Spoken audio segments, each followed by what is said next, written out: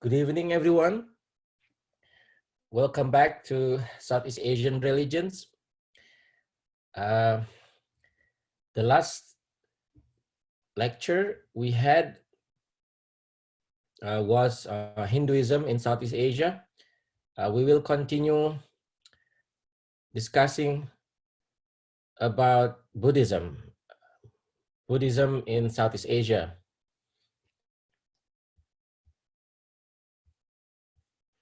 If you had any questions or concerns, please chat here or send me emails, and we can also have office hour,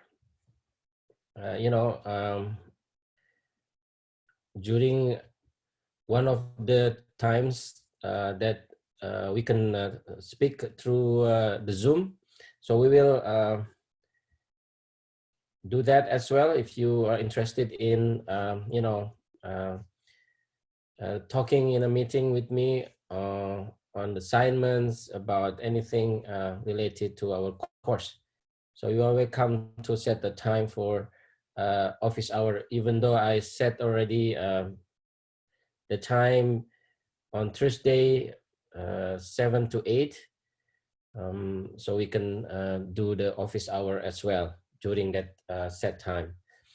Okay. Buddhism. All right. What comes to your mind when Buddhism is mentioned? Anyone? Belief in many gods. Buddhism?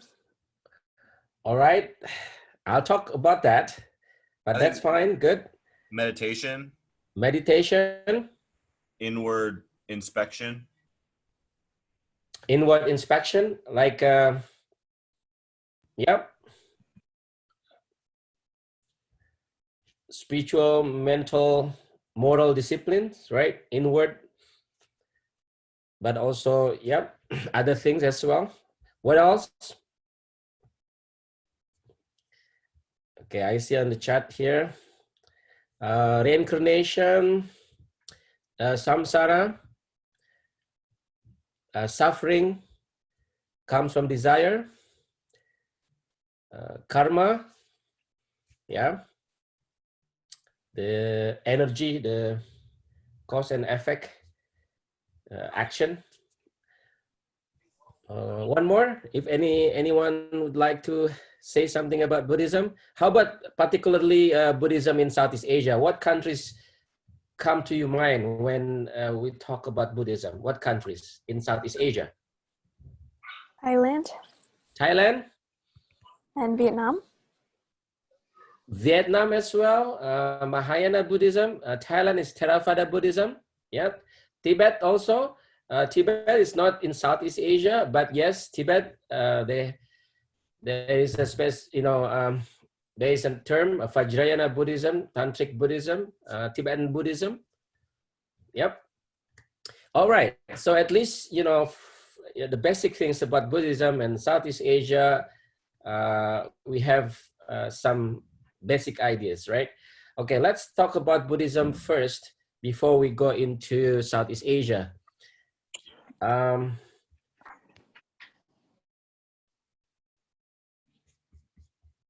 I would like to share my, all right, just wait.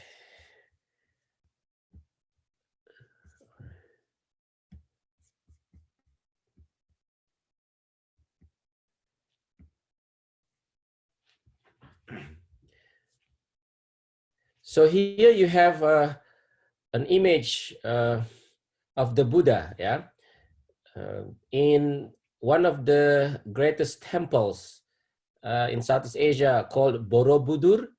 Borobudur, okay, it's the temple of Borobudur in the island of Java, Indonesia. I'll talk a little bit more about that. So to give you one of the icons of Buddhism in Southeast Asia.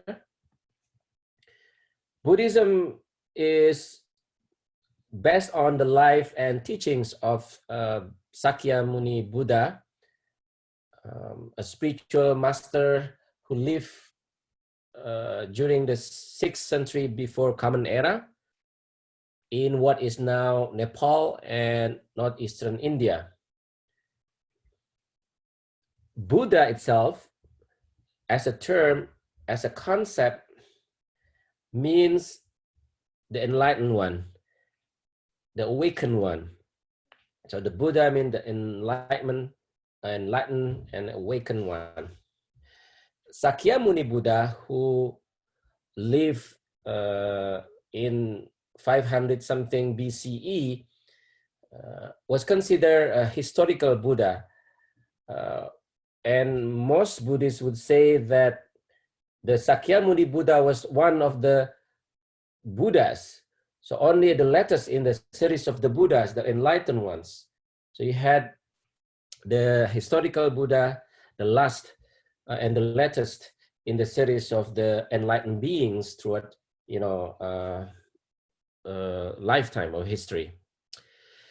Buddhism in general is considered to be the middle path between the indulgence in the worldly, the worldly pleasures,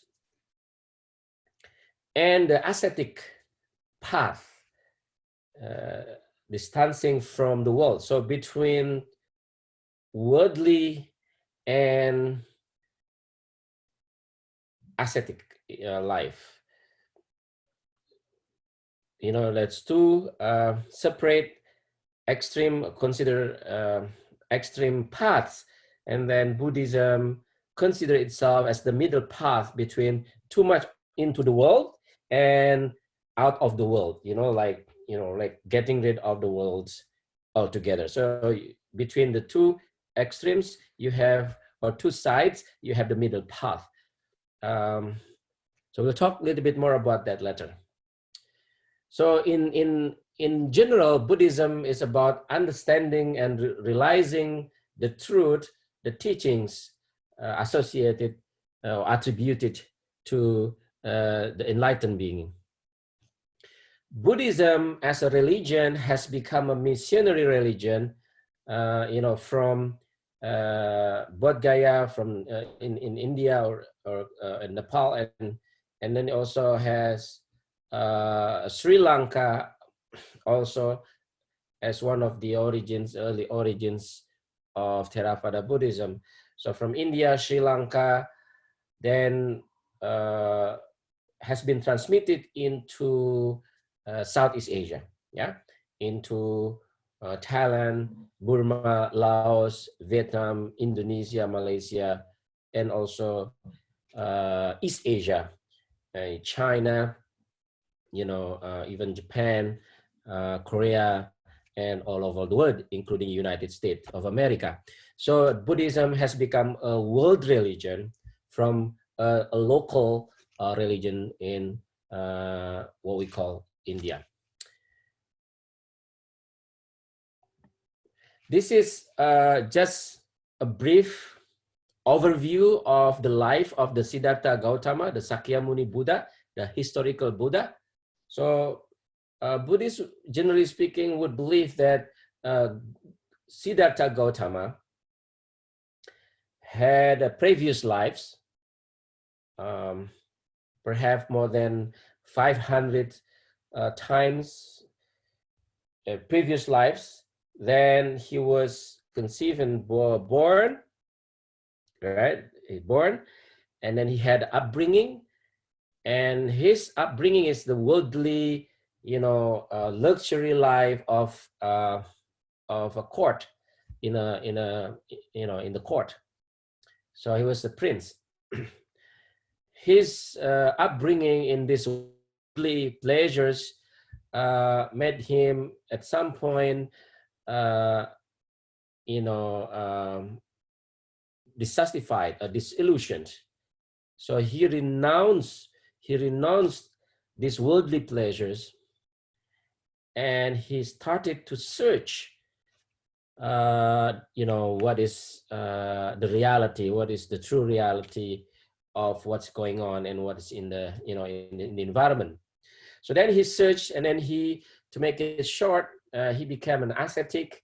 Yeah, he really just got rid everything, his worldly things. He removed everything. He became an ascetic, a yogic, meditation, just focusing on that. But then he found that it's not really satisfying, and then he felt a failure until he finally got enlightened, found the pure awareness of the truth. So in other words, he found the middle path from the luxury lives, right, to ascetic life, to the middle path. Okay. After that, he started to teach and preach, and he had a very small followings, and he gave sermons, and then there's an little small following, constituting what later become the monkhood, the sangha, the community of the followers.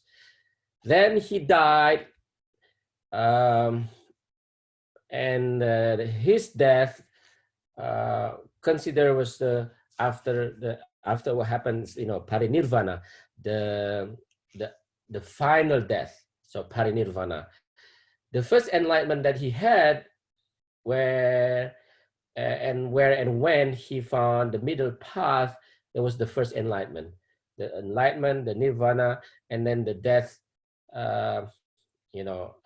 was considered the parinirvana, the final death. So that's a really brief overview of the life of Siddhartha Gautama from previous lives into the final death, or the nirvana. Okay. So that's the summary. Yeah, the summary is birth, awakening, the moments of awakening, enlightenment, and then the death, the parinirvana, the final nirvana. In Buddhist doctrines, especially the Theravada Buddhists, you would have the notion of three jewels, three refuges, three ratna. So I take refuge in the Buddha, I take refuge in the Dharma, I take refuge in the Sangha. In other words, the enlightened one, and then the teaching, and the monastic order. So these three jewels, the three ratna, are considered key teachings in Buddhism generally: the Buddha, the Dharma, and the Sangha. Buddha, Dharma, and Sangha.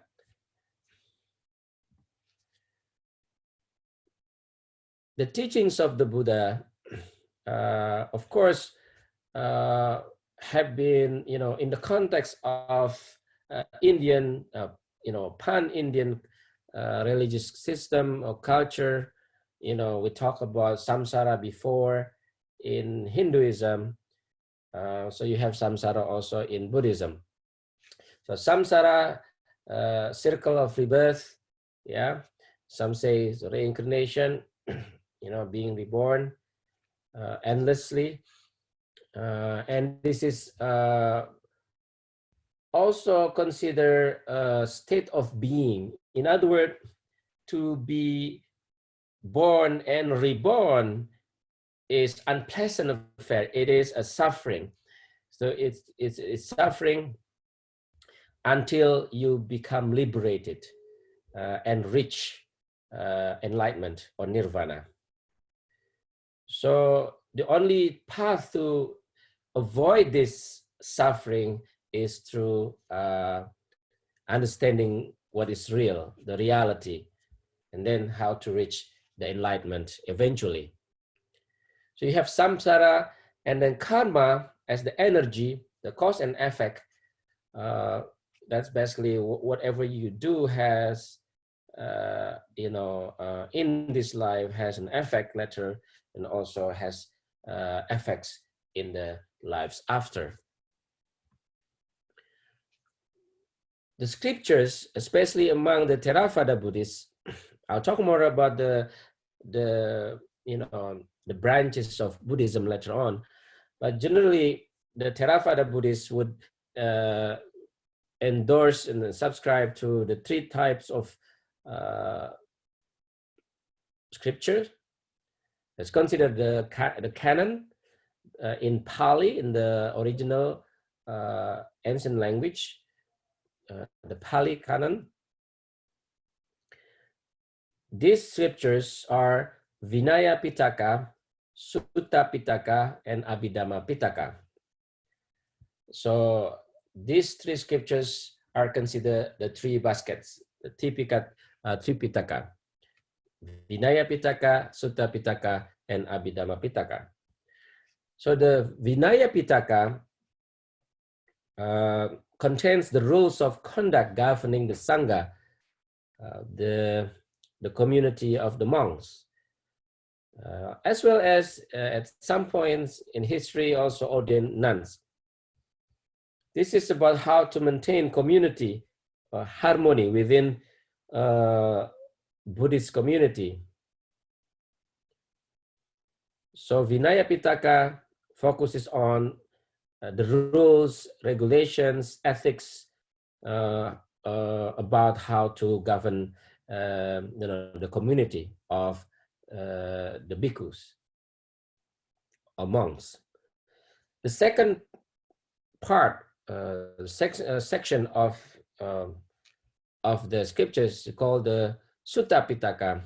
The Sutta Pitaka contains the teachings of of Buddhism, discourses, collections of the conversations or sayings attributed to the Buddha and also his disciples. So basically it's about the teachings. And then the Abhidhamma Pitaka, more or less doctrinal, also teaching, but it is more about particularly focusing on the nature of mind and matter. All these scriptures, Vinaya Pitaka, Sutta Pitaka, and Abhidhamma Pitaka are in the Pali language, in the Pali language, but have been translated into many local languages, in Southeast Asia as well as in Asia and all over the world. But the original language is in Pali. In other words, you need to know about Pali in order to really understand the meanings and the interpretations of these three scriptures. So one of the main elements of Buddhism is the doctrine, the teachings called the Four Noble Truths. The Four Noble Truths with S consists of suffering, number one, that life is full of suffering. To be born and reborn is suffering. To work is suffering. To study is suffering. Not necessarily as a negative connotation. It's not, it's not necessarily negative. It is considered a realistic view of nature of reality. It is real. It is realistic to say that we should work and should live and do your jobs and so on and so forth. So it's the suffering, but this suffering is caused by desire. So number two of these Four Noble Truths is the cause of suffering, which is desire. So when you desire, in Buddhist thinking, when you desire something, you suffer. In other words, you desire to do something, you desire to reach something, you basically have to give effort to it, and then that's the cause of suffering. Number three, there is an end to this suffering. And first is you have to know that this reality of life that is full of suffering, and then the cause of suffering, right, which is the desire, and then there is an end to suffering, and this end to suffering would be the fourth truth, which is the path to the end of suffering. So the path to the cessation of suffering, to the end of suffering, is considered the eightfold path. The eightfold path would include this: right view or right understanding. So to have a correct understanding of reality, right view of reality, right thought, right aspiration, right thinking, right speech. When you say words, you have to be correct, right speech, right speaking, right talking, and then right action. You act righteously or you act correctly, and then right livelihood, right effort, right mindfulness, and right concentrations. So all these eightfold path are considered the path to end the suffering. So one, again, life is full of suffering. Two, the cause of suffering is desire. Three, there is an end to suffering. And four, the path to end suffering. So this is quite basic when we talk about Buddhist teaching, the Four Noble Truths and the Eightfold Path to end the suffering. Other teachings in Buddhism, before we talk about Buddhism in Southeast Asia in particular, is the three characteristics of existence. So number one is, again, life is full of suffering. It is suffering. That's one. That's one of the characteristics of existence, is suffering. Number two, impermanence. Impermanence, everything changes. There is no permanent thing in the world. Everything changes. There is no things that constantly, exist or so it's impermanence. Everything changes. Number three, one of the three characteristics of existence according to Buddhist thought is no self, no permanent self.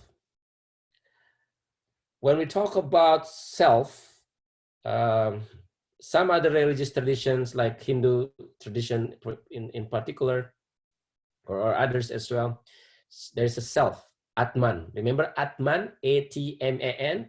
When we talk about Brahman and Atman, the universal power Brahman and the personal self, right? Atman. So there is some idea there that the self persists. There is an Atman. But for Buddhists in general, this Atman is changing.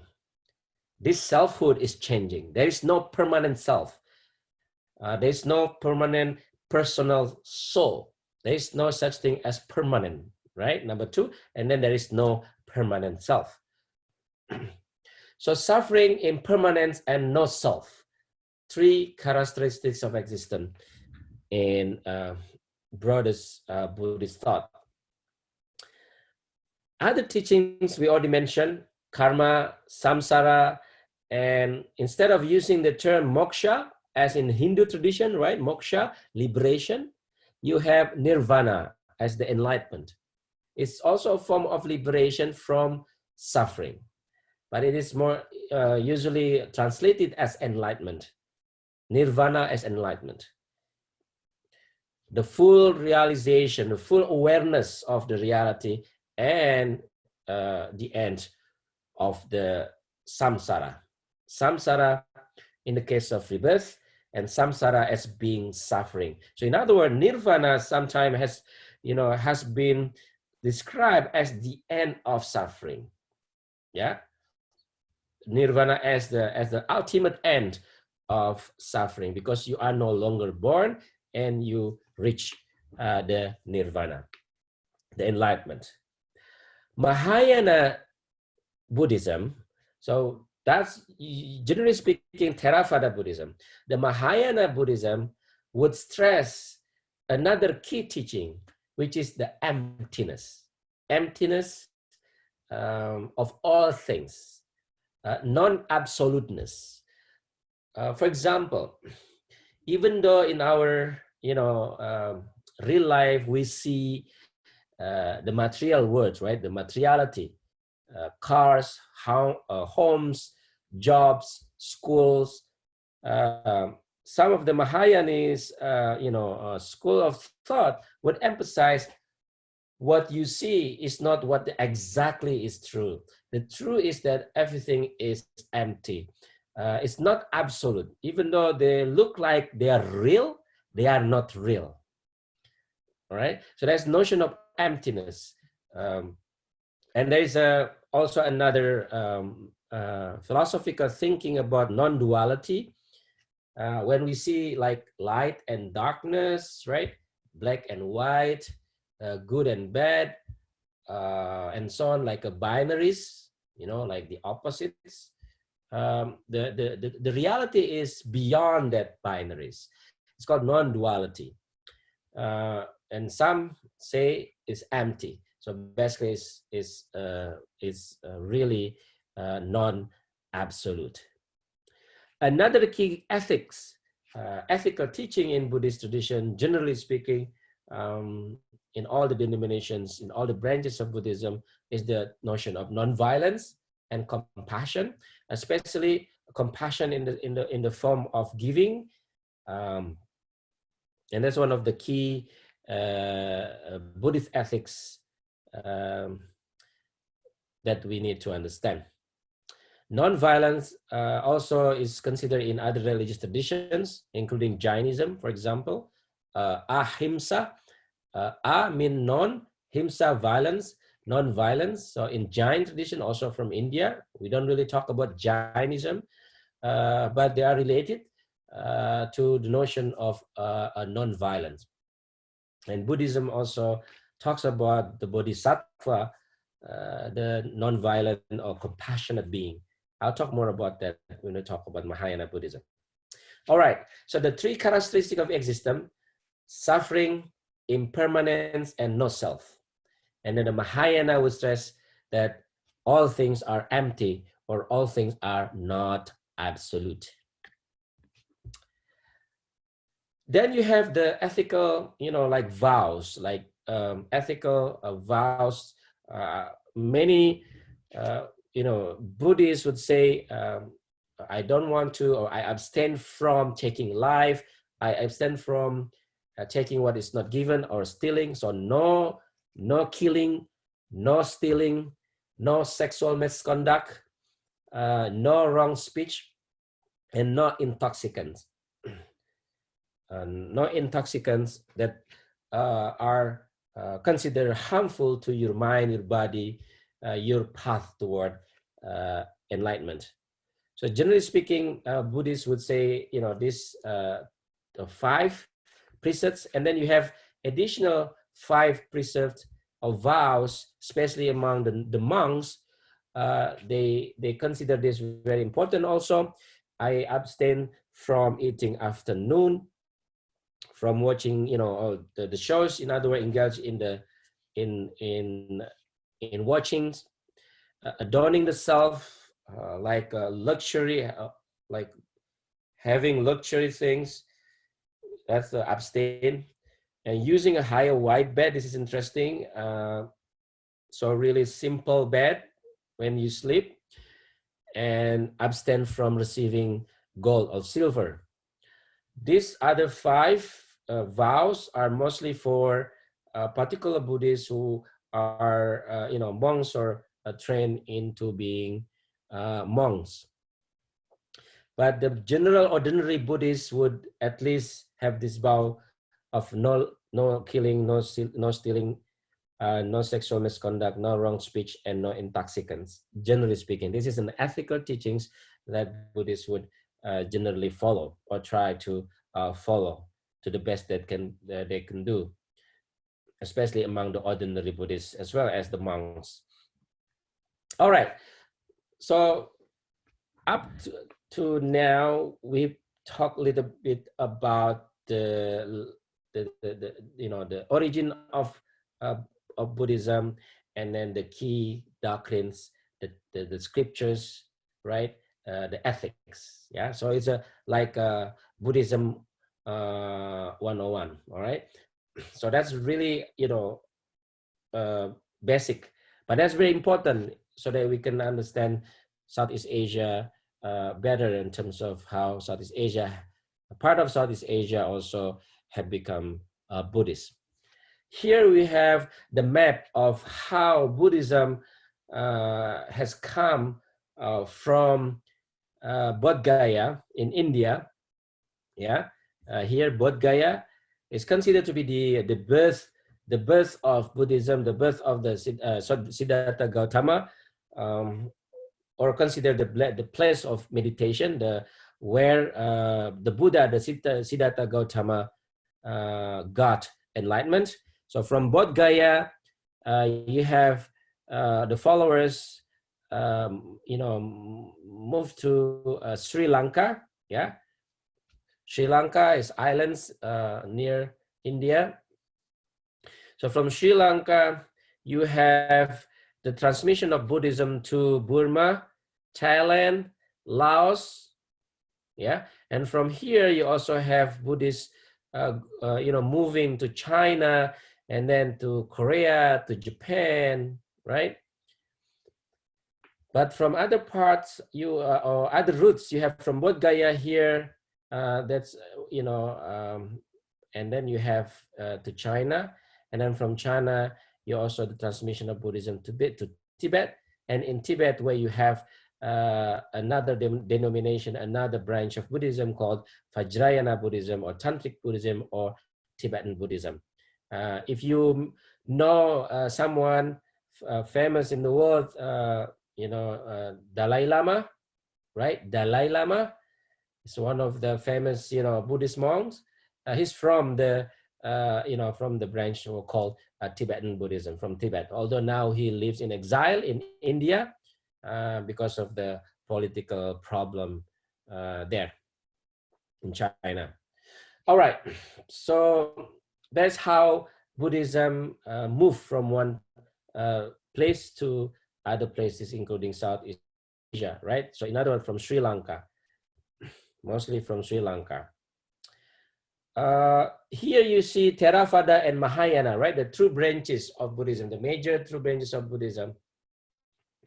I'll talk more about this in a little bit later, but this is just to give you the brief overview of how Buddhism has spread. So the light, color, yellow is Mahayana, so mostly Mahayana, and then you have Theravada, the brown color, mostly in Southeast Asia. In other words, in most Southeast Asia, you have Theravada Buddhism, although in Vietnam and Cambodia, you have Mahayana Buddhism. Why? Because Vietnam was influenced by Chinese Buddhism. So when Buddhism coming from China, who was Mahayana, then make Vietnam also predominantly Mahayanist, and part of Cambodia as well. This is a better map of how different forms of Buddhism have come to different regions, including Southeast Asia. So you have a different colors of the arrows. So Mahayana, Theravada. Now you have a better, more specific color, which is blue. The Vajrayana, the third branch of Buddhism, Vajrayana Tantric Buddhism with the blue. Yeah. So you also have, the roots of how Buddhism, different forms of Buddhism spread to different regions. So you have from Bodh Gaya, right?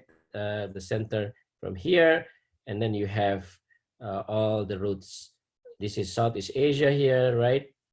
And that's how you see Buddhism spread to Southeast Asia. The question is, when did Buddhism come to Southeast Asia, right? So generally speaking, you have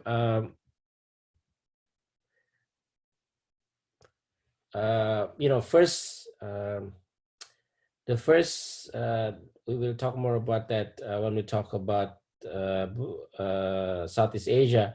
So generally speaking, is from the early centuries of the Common Era. So from the early centuries of the Common Era, from India and then from Sri Lanka, maybe several centuries later, 4th and 5th century, but also from China, especially to Vietnam and also part of Southeast Asia. So you have India, Sri Lanka, and China are the origins of Buddhist communities that have become large in Southeast Asia. So from the 1st centuries all the way 4th to 5th centuries. Okay, let's go back. So now the branches of Buddhism.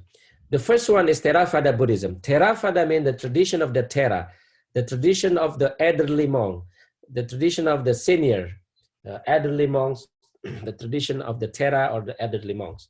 It's considered one of the major branches. Theravada Buddhism emphasizes the 3 jewels that we already talked about: the Buddha, the Dharma, and the Sangha, the enlightened one, the teachings, and the monkhood or monastic order, right? The 3 jewels. I focus on that. And Sangha is very important, as well as the Dharma and the Buddha. Theravada Buddhists also would generally focus on or subscribe to the scripture of the Tripitaka, the 3 baskets that we already talked. Yeah, Vinaya Pitaka, Sutta Pitaka, and Abhidharma Pitaka, the 3 baskets of the scriptures. That are, all these 3 baskets are considered sacred and authoritative among the Theravada Buddhists. Theravada Buddhism also sees the necessity of teacher or monks or guru in order to get enlightened. So that's monks, mostly or predominantly bhikkhu, male monks, but also there has been movement, female monks or female nuns. We can say nuns, although nuns is generally very it's from the Christian tradition, the term, but some use the term in order to say the female bhikkhuni. But this is the Sangha, the monastic order. Theravada Buddhism also consider Pali the canonical language. So the canonical language, because that's the language of the scripture, the Tripitaka, the 3 baskets, and Pali has to be taught and learned, among the Buddhists in the schools. The ideal figure in the Theravada Buddhism branch is the Arahat. The ideal figure is one that has attained liberation or enlightenment. Arahat is like an ideal figure, one who has reached enlightenment, the Arahat. So this is the list of Theravada Buddhist characteristics. Mahayana Buddhism, on the other hand, considers itself as the great vehicle. Mahayana Buddhists consider the Theravada Buddhists as lesser vehicle. In other words, they see, the Mahayanis see their teachings, their doctrines, their tradition greater than the Theravada, the elderly, the tradition of the elderly. So the Mahayana Buddhism has started around 150 BCE to 100 Common Era, as a response to the Theravada Buddhism, which emphasizes the Pali canon, the scriptures in Pali, the monkhood, and the Arahat, the ideal figure, someone who has attained enlightenment. Mahayana Buddhists would emphasize the personal devotion to the Buddha. In other words, the Buddha could still be contacted in prayer, in meditation, in visions. So in other words, it's more popular in the sense that anyone can contact the Buddha, not only the elderly, not only the senior, not only the Arahat, but everyone, is believed to also have access to the Buddha through their prayers, through meditation, and through their visions. They have also Buddha images, different Buddha images in different places. So you have, Chinese Buddha images, you have Malay Buddha images, Vietnamese Buddha images, so you have different images of the Buddha, somewhat, different in terms of the images. In other words, it's more like localized images of the Buddha. And then they translate the scriptures from Pali, or in other cases from Sanskrit, into Chinese, into Tibetan, into Vietnamese, into Malay, and so on and so forth. So local languages. So the Pali canon has to be translated into local languages. In fact, they also have other texts beyond the Tripitaka, beyond the three baskets. So they have sutra, they have other stories, legends, teachings, philosophical teachings composed by different authors, and those local literature is very rich, that Mahayana Buddhism has become a large and diverse religious tradition in Southeast Asia because of this local literature, as well as the translations of the original books or scriptures. So I already mentioned that in Mahayana Buddhism, Buddhists believe that everyone has an equal chance of attaining liberation, and that's why the ideal figure in Mahayana Buddhism is, instead of the Arahat, you have Bodhisattva, or the Buddhahood, compassionate being, the enlightened being.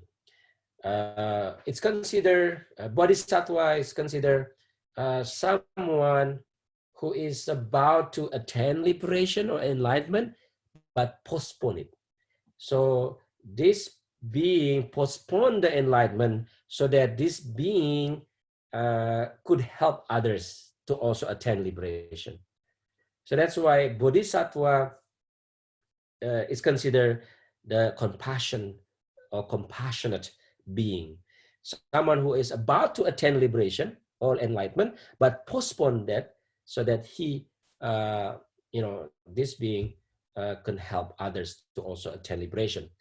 So the two different ideal figures in Theravada Buddhism, the Arahat, and you have to reach enlightenment, but in Mahayana Buddhism, everyone has the same chance to attaining liberation, and this is the figure of Bodhisattva, the enlightened being, the compassion being, someone who postponed his enlightenment in order to help others. This is the Bodhisattva, right? That I just mentioned. So he can help and save all other beings. And the person requires merit and knowledge, uh, devotion, reflections on the sufferings of beings. So there's all these paths for them to seek so that they can reach enlightenment, but before they reach enlightenment, they also help others to get enlightened. So Mahayana Buddhism believed that Siddhartha Gautama, the historical Buddha, was perfect omniscience. And then you have the bodhisattva figures like Avalokitesvara. Avalokitesvara is the most popular Buddha of the compassion, the most popular bodhisattva. It's around 300 Common Era.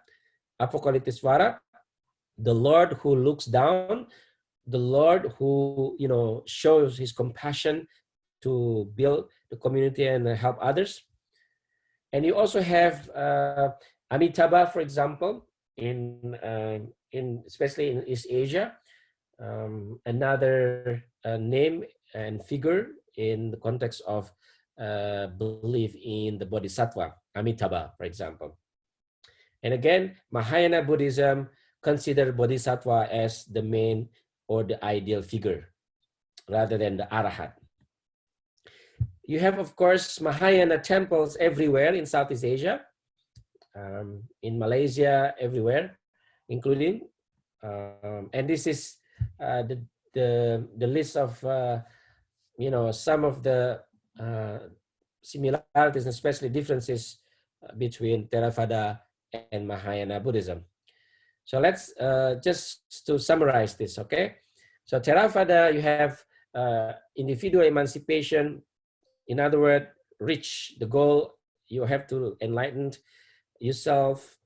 And then they emphasize the teachings of the Buddha, the virtuous wisdom, focus on the monastic life and the renunciation.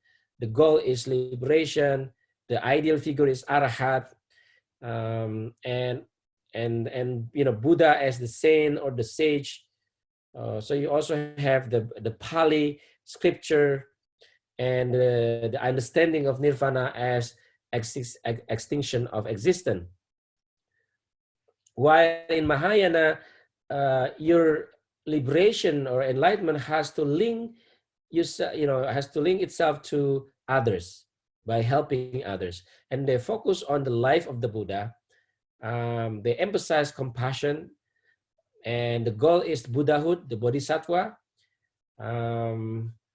And the Buddha is seen as the symbol of savior, and they interpret the scripture quite locally or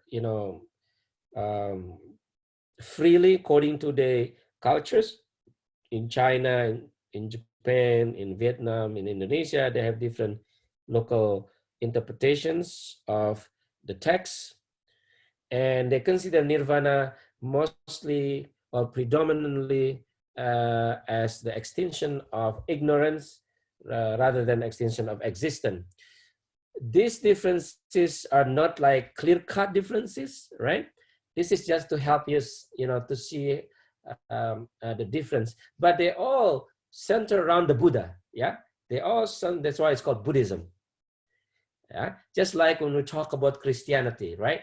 We talk about, the life and teachings of Christ, and then that's why the religion called Christianity.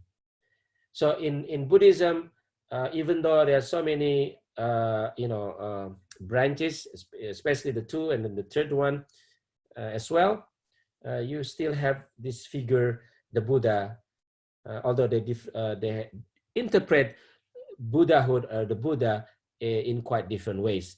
And the goal to reach the Buddhahood also is quite different ways. And how they see the scriptures also are quite different ways. All right. So that's the differences between Theravada Buddhism and Mahayana Buddhism. Now, the question is, why India, is predominantly Hindu, and why in India Buddhism is not very strong?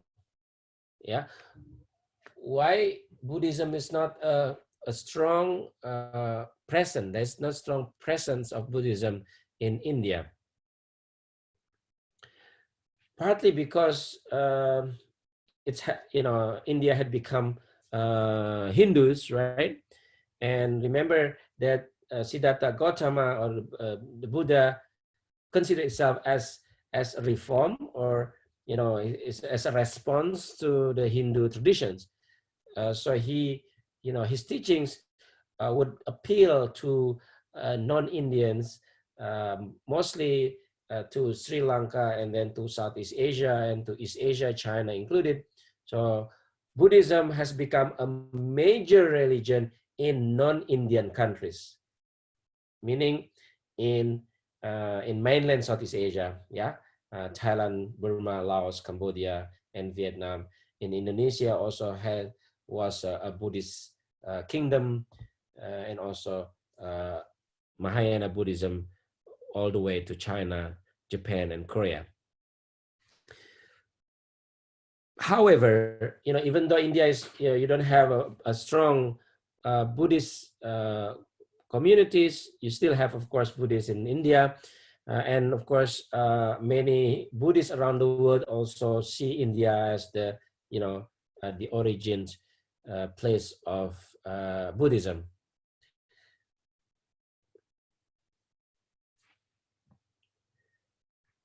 Why has Buddhism become a world religion? Spiritually, many people, including rulers, local rulers in Southeast Asia, like the idea of enlightenment, right? Enlightenment, nirvana, and the notion of bodhisattva also very appealing, very attractive. Someone who is about to enlighten and then postpone it so that he can help others. So there is the ethic of compassion, helping others to also get enlightenment, right? So that's also quite appealing to many in mainland Southeast Asia, in China, in Indonesia as well. So that's, spiritually speaking, the notion of enlightenment is very, very attractive. Another element of maybe the motifs of expansion of Buddhism in Southeast Asia is rulers used to be Hindu rulers, right? Hindu rulers in Southeast Asia. Some of these Hindu rulers converted to Buddhism because they saw themselves now as the bodhisattva. Yeah, rulers seeing themselves as the bodhisattva, as the compassion beings, showing they support and compassion toward the subjects, toward the peoples. So Buddhism is quite appealing to them. Rulers subscribe or endorse Buddhism and supported Buddhism in kingdoms in Southeast Asia before the nation state. And then after the colonization, after the British, the French and the Dutch and so on, especially the French in the case of Vietnam, and British also in parts of mainland Southeast Asia, you had the monarchs, the local monarchs, embracing Buddhism, and they became patron of Buddhist religion, like in Thailand, for example. So rulers like to see themselves as the compassionate people. I mean, the compassionate being who help their subjects. Materially speaking, economic, also trade. So you had Buddhist monks transmitting Buddhist teachings, but you also have some traders. There's some economic gain as well. Political authority, I already mentioned before. So there's the spiritual and material factors that explains why Buddhism has spread to beyond India. In Southeast Asia, as I mentioned earlier, you have historical evidence suggesting that Buddhist status had been around in Thailand, Vietnam, in Indonesia, meaning Java, Sulawesi, Sumatra, dating back to the early centuries of the Common Era, and from Sri Lanka from the 4th to 5th centuries, as well as from China. One of the earliest accounts suggesting a Theravada Buddhist mission was sent by an Indian emperor, Oshaka, to modern-day Burma in 250 before Common Era. It's very popular, in the history of Theravada Buddhism in Burma. So one of the earliest accounts of the influence or the coming of a Buddhist mission in Southeast Asia, in this case, Burma, 250 BCE. So you have the Buddhist pilgrims and wandering scholars and monks.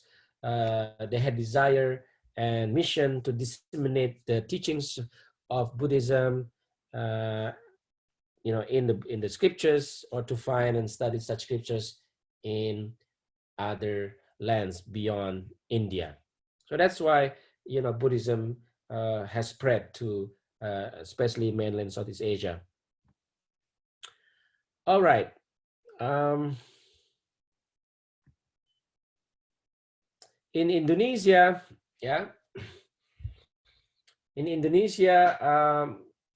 particularly at first, Indonesia was Mahayana Buddhist since the time of Sailendra and Sriwijaya empires.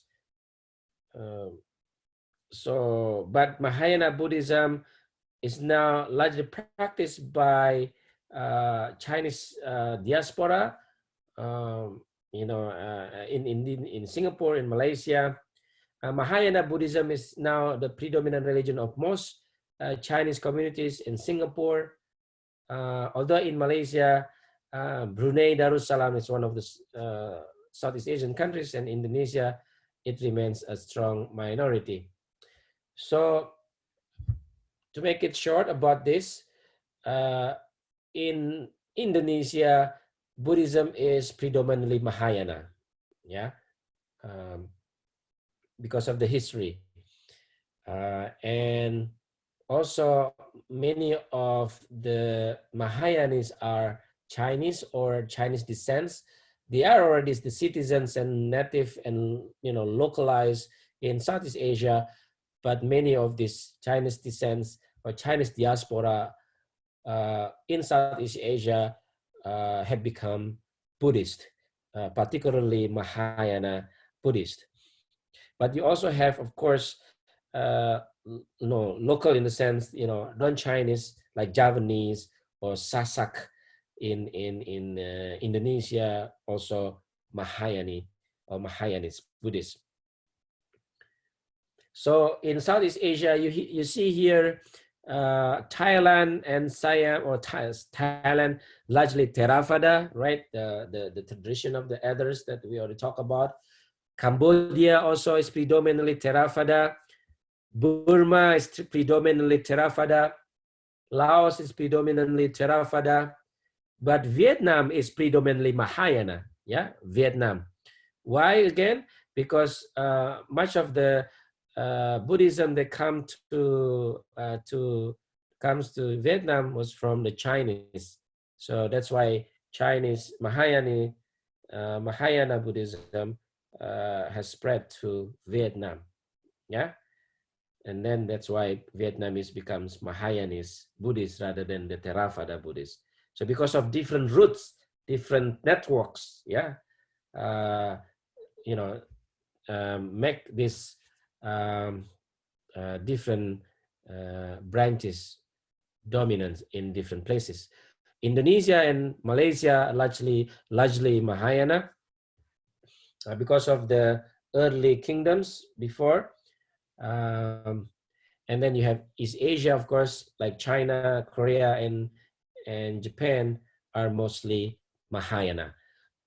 And of course, Tibet, is predominantly Vajrayana, the third form of Buddhism. Some of the old Buddhist kingdoms in Southeast Asia, Khmer, Champa, Sriwijaya, and of course the Theravada Buddhism, was transferred transmitted to Southeast Asia through the text, to the Pali text, the scripture, and the commentaries in local languages like Burmese, Thai, Laos languages. This is one of the texts, Three World of King Ruang, the world of sensual desire, the world of material factors, and the world without material factors, are texts and commentaries in local languages. And these three worlds of King Ruang is just an example of the extension of the teachings of the Buddha and the Sangha in Southeast Asia. So through literature, yeah, through literary text. Then second point, that Buddhism also has become Buddhism has become predominant in Southeast Asia through the king, through the political institution. So the monk became connected to the political institution. So the Buddhist monks became linked to the Raja, to the king. So you have the kings appointing the monks, yeah, the official monks. In other words, kings and monks had an alliance, yeah. So they supported each other. The kings needed the monk in order to give him authority, right? Like political authority. The monks needed the king so that the kings would support the monastery, yeah. So kings and monks supported each other in many cases in Southeast Asia, including in Thailand, yeah. So that's why politics and religion were quite closely related in the history of Southeast Asia, in the past and as well as in the present. Secondly, the relationship between the monks and the people. Yeah, so the monks and the lay people, the ordinary people. So different kinds of relationship between the Sangha, the monkhood, the monastic order, and the lay people. They also help each other, right? The people needed to attain or to earn merit. Merit is a good fortune. Merit, like a good things in this life and then later in the next life. So the lay people, the ordinary people, wanted to earn merits, the good thing, so that it helps them to have a better life in the next life. And then, of course, the monks would give them the merits so that they have this mutual relationship, the monks and the lay people. The lay people need merits, so they would give food and other things, clothes, even cash to the monks so that they can accumulate merits, right? The monks would give them also the blessings to their gift. So you have a mutual relationship between the monks and the lay people, the ordinary people. We talk about the relationship also between the kings, right? The political institution and the monks. So you have the kings, the monks, and the ordinary people. They have a mutual relationships. They need each other. They support each other. This is what happens, generally speaking, in Southeast Asia. Yeah. So this is an example in Thailand where you have Buddhism and kingship like integral. So you had the Buddha, the Dharma, and the Sangha that I talked earlier are connected with kingship and the state. The king serves as the official sponsor and protector of the Sangha or the monastic order. And the monastic order also serves as the legitimizer of the king. Yeah, things that I already said earlier. This is in Thailand, King Bhumibol Adulyadet Rama the Ninth.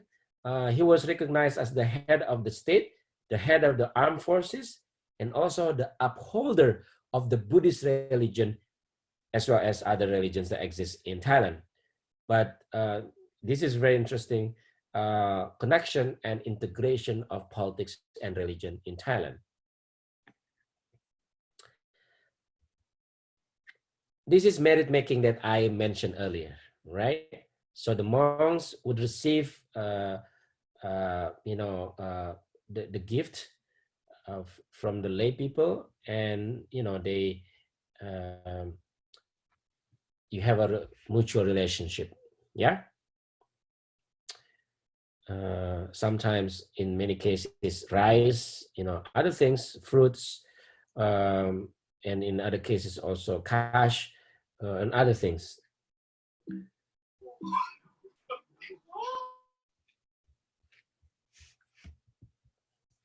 All right. Buddhist devotion. You have a stupa or pagoda. Yeah.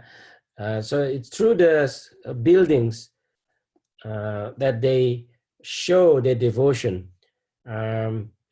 Stupas or pagoda usually store the relics of the Buddhas, related to the material objects related to Buddha, maybe the pieces of scriptures or other things considered sacred. They would place these sacred objects and then in the stupa and the pagoda. That's why the Buddhist people would make a connection to the pagoda in order to always remember the Buddhas and the teachings of the Buddha. Showing their devotion in the buildings really make them connected to the Buddha and the Buddhahood. This is just one of the examples of the stupa in Rangon, Burma. Temples, vihara in the context of Indonesia, for example, you have temple. One of the biggest temples in Pagan in Burma. So you have temples where they meet, they preach, they meditate, and of course, education of Buddhist teachings, have books, the building, the shrines in the complex, in the compounds of Buddhist shrine. So you have buildings also serve as one, a place of preaching and a place of teaching, place of learning, as well as other ritualistic services. Religious festival also is very important in Southeast Asia.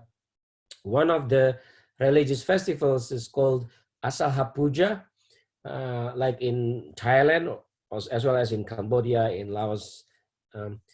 This is to commemorate the first sermon of the Buddha on the Four Noble Truths to his former associates or followings. So to commemorate the first sermon of the Buddha, Buddhists in Southeast Asia would celebrate the Asaha Puja. Remember the Four Noble Truths, yeah? The suffering, the cause of suffering, which is desire, the end of suffering, and the cessation of suffering, which is the Eightfold Path. So the first sermon is considered a very important moment in Buddhist thought and practice, and the festival is to commemorate that moment. One of the famous temples, Buddhist temples in Southeast Asia, in fact around the world, that I already showed you the picture of it in the beginning, is the Borobudur Temple. So Borobudur Temple was built by the kings of the Shailendra kingdom or dynasty, Shailendra, around 800, 800 Common Era. And this stupa symbolizing three kinds of reality, or different kinds of reality.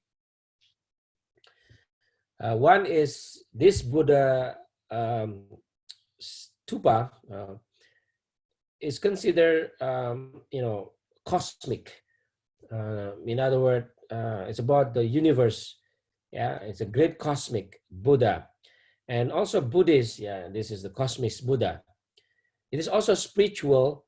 It reminds peoples the ancestral spirit of the mountain and the spirit realm that the king ruled. So the spiritual world that is part of the reality of the king and kingdoms. And of course, the kings itself, the king that sponsored the construction. So the Borobudur Stupa represents different layers of meanings. It is cosmic and Buddhist, it is spiritual, and it is royal, related to the king. Yeah.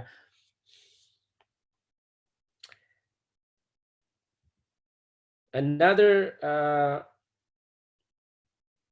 temples, 1,000 temples, Chandisewa and Prambanan. This particular temple with Buddha and Bodhisattva, remember Bodhisattva, compassionate beings, and other superior beings, but mixed with other Hindu gods, like Kubara, one of the names, local names of the Hindu gods, guardian of the north, and also with the wealth. So you have temples in many cases, having the Buddha and other gods, and they don't see this as contradiction. So some say it's Hindu Buddhist temples because of this mixture of the Buddha statue and other Hindu and even local gods or goddesses. So you have in one temple, in the compound, the same compound, the Buddhas and other gods, for example. So this is an example of how Buddhism and Hinduism oftentimes coexist in Southeast Asia. In fact, some of them don't really see the contradictions between the two different religious systems. And you, of course, have a different status of standing Buddha, lying down Buddhas in different parts of Southeast Asia. Yeah. And then we have later on, I will focus on Buddhism in Indonesia later. Let me check if any one of you has questions.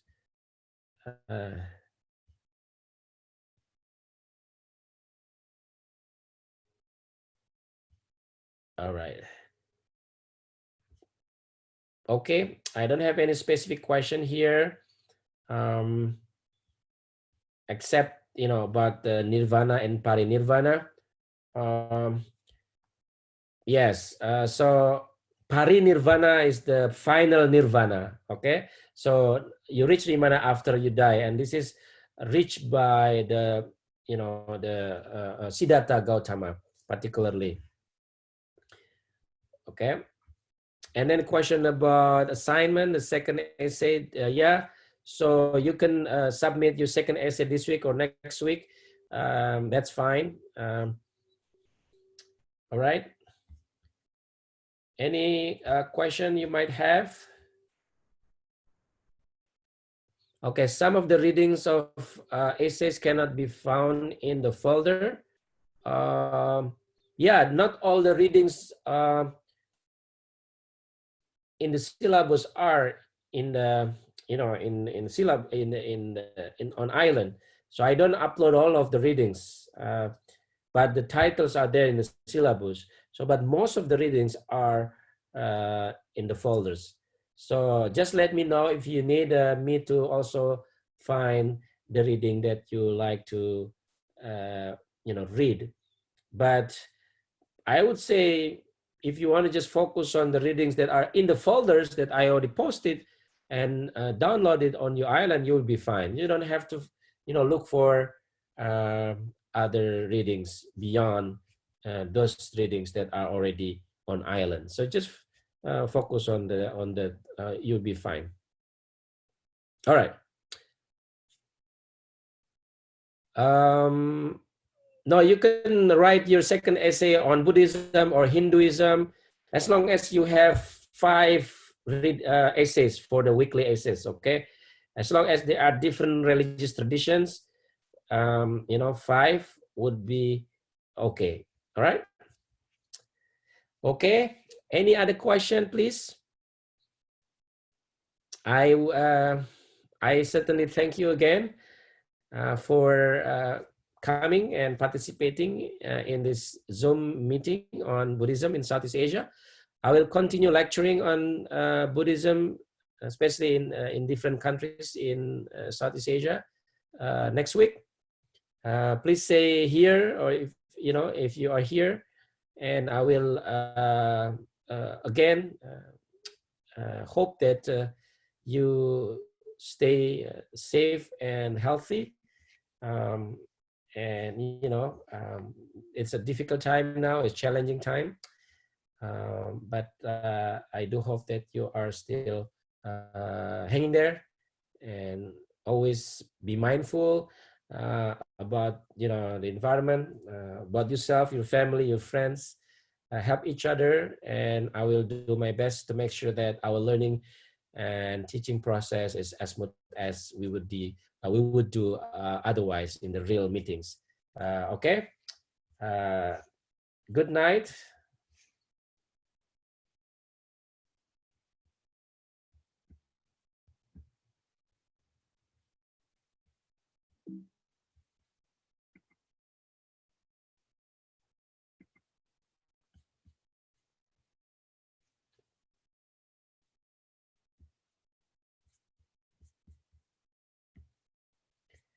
I'm still around here. If you want to, talk to me a little bit, you're welcome.